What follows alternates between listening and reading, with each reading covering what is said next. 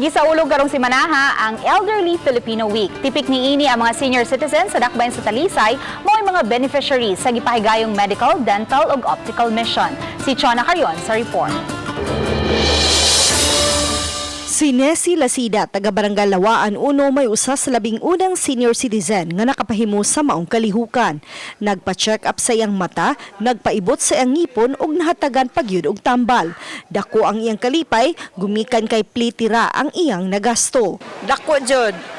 Kay na-pray yung tambal, ibot sa ngipon, tambal sa mong high blood, na-pray mi sa glasses. Usa lamang siya sa gatusan ka mga senior citizen nga nakapahimos sa libreng serbisyong optical, dental ug medical.